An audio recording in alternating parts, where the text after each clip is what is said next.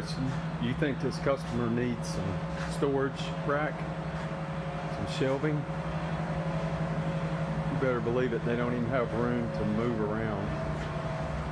So we've begun installing a 10-foot high rivet rack system with 7 shelves. These are 24 inches deep by 48 inches wide.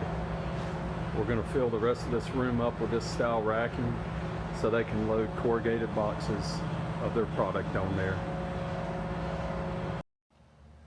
This is going to be the after video of installing the rivet style shelving.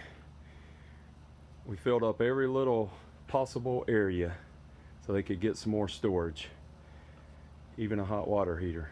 After installing the remainder of the rivet shelving,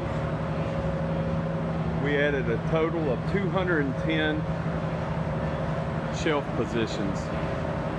10 foot high, 48 wide, 24 deep, particle board decking. Now this customer can have more space for inventory and their shipping and receiving.